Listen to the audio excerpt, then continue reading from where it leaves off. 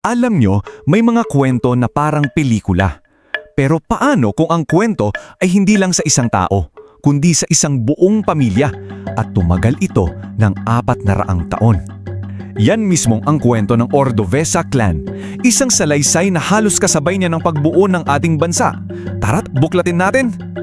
Okay, mag-imagine tayo. Paano mo kaya babaklasin, piraso-piraso, ang isang bahay na halos 3 siglo na ang tanda, tapos ililipat mo pa sa ibang isla? Parang imposible, di ba? Nakakaloka isipin. Well, paniwalaan nyo man o hindi, nangyari yan. Noong 2015, yung makasaysayang kaso Ordovesa, yon mismo ang sinapit niya. At dahil dyan, biglang nagkaroon ng malawakang debate sa buong Pilipinas. Nagkagulo ang mga tao. At dito na nahati ang mga opinyon. Sa isang banda, sabi ng iba, "Teka, ito lang ang paraan para maisalba yung bahay, pabagsak na eh." Pero sa kabilang banda, giit naman ng mga kontra, "Hindi! Kapag inalis mo ang isang gusali sa mismong lupa kung saan ito naging saksi ng kasaysayan, para mo na ring tinanggal ang kaluluwa nito." So para talaga maintindihan natin tong buong issue na to, kailangan nating mag-time travel. At hindi lang basta-bastang time travel ha, malayo ang lalagbayan natin. Umpisahan natin sa tanong na, sino ba talaga ang mga taong nagtayo ng bahay na ito? Ano ang kwento nila? Okay, simulan natin sa pinakaugat ng pamilyang ito. Mula sa pagiging mga sinaunang pinuno hanggang sa pagiging bahagi ng tinatawag na prinsipalya noong panahon ng Espanyol. Ang lahi nila nagmula pa kay Gatiantok. Isipin nyo noong 1571, isa siyang pinuno sa Mahajayjay na buong tapang na lumaban sa mga Espanyol. Siyempre, paglipas ng panahon, yung mga apo niya naging bahagi na rin ng sistema ng mga Kastila. At pagsapit ng 1700s, yung dating kapangyarihan nila bilang pinuno, ginawa nilang isang napakalakas na puwerasang pang-ekonomiya. Galing, di ba? Teka, ano nga ba itong prinsipalya? Well, sila yung mga katutubong maharlika o yung mga elite noong panahon ng Espanyol. Sila yung nagsilbing tulay sa pagitan ng mga Kastila at ng mga ordinaryong Pilipino. At dahil marunong silang umangkop, napanatili nila yung kanilang impluensya at estado sa lipunan.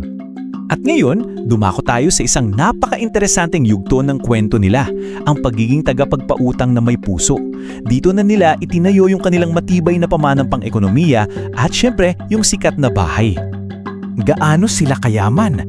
Grabe, mismong mga Espanyol ang nagsabi, tinawag nila ang pamilyang ito na Indios Cargados con Oro. Ibig sabihin, mga Indyong karga-karga ang ginto. At alam nyo kung saan galing yan? Sa negosyo nila ng alak niyog at sa kanilang kakaibang paraan ng pagpapautang. At itong yaman na to, isinabuhay nila sa kanilang bahay. Itinayo noong 1744, ang Casa Ordovesa ay hindi lang basta isang bahay na bato. Tingnan nyo yung keystone, yung batong nasa gitna ng arko sa pinto. May nakaukit dyan na letrang P para sa apelyido nilang pangutangan na nakapulupot sa isang puso. Para nilang sinasabi sa lahat, oo, nagpapautang kami pero may puso kami. Public statement dyan. Pero hindi lang sila tungkol sa pera at arkitektura ha. Pinalawak din ang angka ng kanilang impluensya. Pumasok sila sa aktiismo, nakipag-alyansa sa ibang pamilya at sumuporta sa sining. At alam nyo, pati yung apelyido nila nag-evolve, parang Pokemon lang. Dati, sila ang mga Yantok mula sa kanilang ninunong pinuno. Naging pangutangan dahil sa kanilang negosyo ng pagpapautang. Tapos, noong 1849, naging Ordovesa na. Ito yung hudyat na kabilang na sila sa Ilustrado class, yung mga edukadong Pilipino na nagpasimula ng pagbabago. Pero yung paninindigan nila, hindi lang sa pangalan. Tingnan nyo to, si Bernardo Pangutangan. Sa panahon na delikado ang kumalaban sa mga Espanyol, anong ginawa niya? Formal niyang isinumbong ang mga pang-aabuso ng isang gobernador. At ang mas matindi, nanalo siya, nasuspende yung gobernador. Grabe ang tapang, no? Pati yung mga miyembro ng koro ng simbahan na hindi nababayaran, ipinaglaban niya. 1873. Tandaan nyo ang taon na yan. Isang napakahalagang taon sa kasaysayan, hindi lang ng pamilya, kundi ng buong Pilipinas. Dahil noong 1873, si Juan Villaseñor Ordovesa, na mahilig sa photography, ay kumuha ng isang family portrait. At ang litratong yan, kinikilala ngayon bilang ang pinakamatandang litrato na meron tayo dito sa Pilipinas.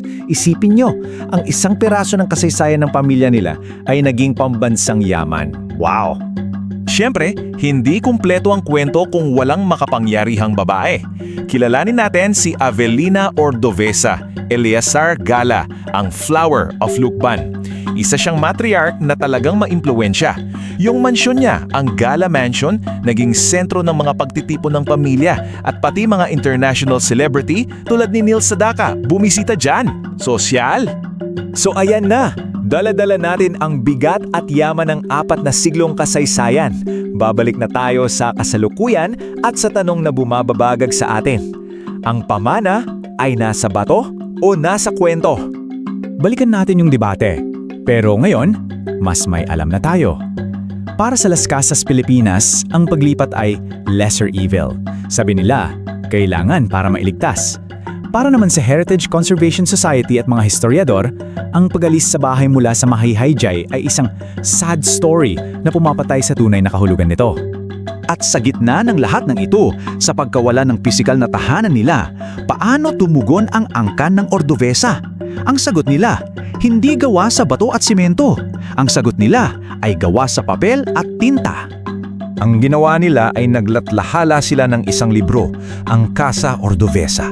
Isang makapal na libro na naglalaman ng kanilang buong 443 taong kasaysayan. Ito ang kanilang paraan para siguraduhin na kahit gumuho pa ang bato, ang kwento nila ay mananatiling nakatayo at matatag. Ito na ang kanilang bagong ancestral house. So ano ang matututunan natin dito? Ang kwento ng Ordovesa ay nagpapakita na ang pamana ay hindi lang isang bagay. Ito ay isang buhay na kwento ng pag-angkop, ng paninindigan at ng paghahanap ng paraan para manatiling buhay ang alala. Kaya iiwan ko sa inyo ang tanong na ito. Paano ba talaga natin inaalagaan ang ating pamana? Sa pagpapanatili ba ng mga bato at pader? O sa pagsisiguradong hindi kailanman mamamatay ang kwento sa likod ng mga ito? Pag-isipan nyo,